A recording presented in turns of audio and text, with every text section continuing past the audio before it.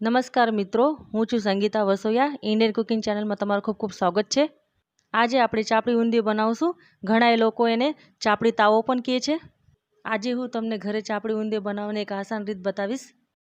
શાક બનાવવા માટે બધો મિક્સ કઠોળ લીધો છે, જેને 4 કલાકથી પાણીમાં પલાળીને રાખ્યો હતો. 2 રીંગણા અને 2 બટેકાને સુધારીને રાખ્યા છે. 1 કટોરી લીલી ચોરી લીધી છે. 2 ટમેટા, લીલી મરચી, કોથમરી અને લીમડો. મસાલામાં લીધું છે હિંગ, આખું જીરું, હળદર, ધાણા પાવડર, ચટણી અને મીઠું. સૌથી પહેલાં આપણે 2 ચમચ તેલ ગરમ કરીને 1 ચમચો જીરું નાખશું. 8-10 પત્તા લીમડાના નાખશું. 1/4 ચમચ હિંગ નાખશું. હવે આપણે કાપેલી લીલી મરચી નાખશું અને કાપેલા ટમેટા પણ એમાં એડ કરી દઈશું.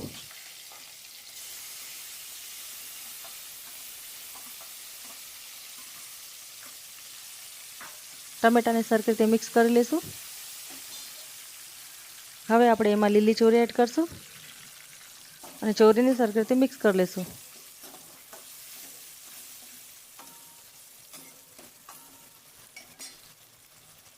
હવે આપણે એમાં બધો મિક્સ કરેલા કઠોળને ઉમેરી દઈશું. શાકને આપણે વચમાં ફેરવતા રહીશું.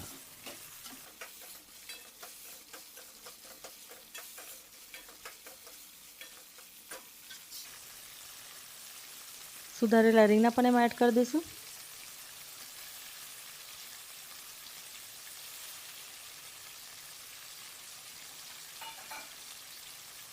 ઝીણા સુધારેલા બટેકા પણ એમાં એડ કરી દઈશું. શાકને આપણે વચમાં ફેરવતા રહીશું.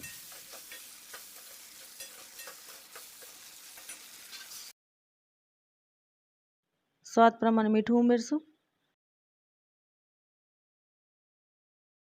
1 ચમચ ધનિયા પાવડર ઉમેરશું.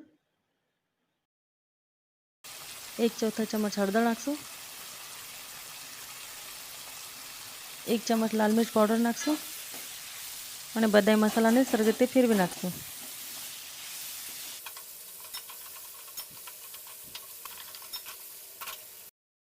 હવે આપણે શાકમાં 3 ગ્લાસ પાણી ઉમેરશું અને શાકને સરખી રીતે ચડવા દઈશું. શાક ચડે ત્યાં સુધીના આપણે ચાપડી બનાવશું. ચાપડી બનાવવા માટે ઘઉંનો જાડો દળેલો ભડકું લીધું છે. 1 ચમચ મીઠું એડ કરશું. 1 ચમચ આખું જીરું એડ કરશું.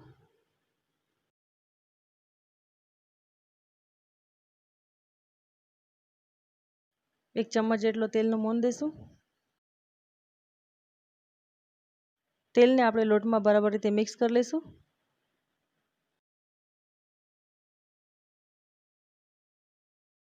લોટ આપણે ગરમ પાણીથી બાંધશું. જરૂરત પ્રમાણે આપણે લોટમાં થોડું પાણી એડ કરીને લોટને બાંધતા જશું.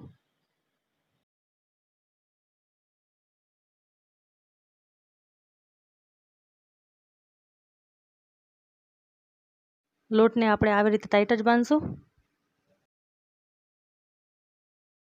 બાંધેલા લોટમાંથી આવી રીતે થોડા ગોળના લઈને આવી રીતે આપણે ગોળ ચાપડી બનાવશે.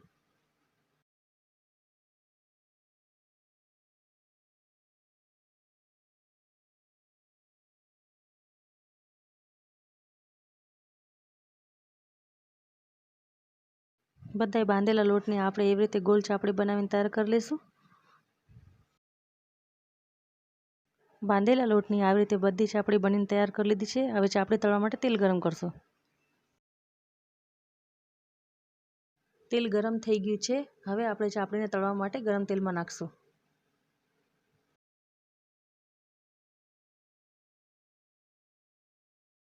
ચાપડીને આપણે વચમાં ફેરવતા રહીશું. સરસ ગોલ્ડન બ્રાઉન કલર આવી ગયો છે ચાપડીને. ચાપડી અસલ પાકી ગઈ છે. હવે આપણે તેલમાંથી કાઢી લઈશું. બધી ચાપડીને આપણે તળીને એવી રીતે તૈયાર કરી લઈશું. હવે આપણે શાકને ચેક કરી લઈશું. શાક સરખી રીતે ચડી ગયું છે. હવે આપણે શાકમાં થોડોક વઘાર રાખશું ચાપડી ભેગા ખાવા માટે.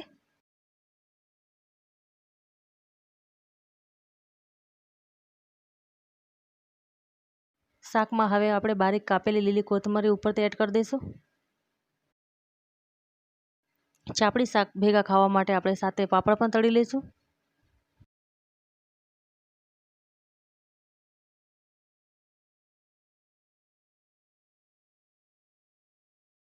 સાથે ખાવા માટે લીલા મરચાં પણ તળી લઈશું.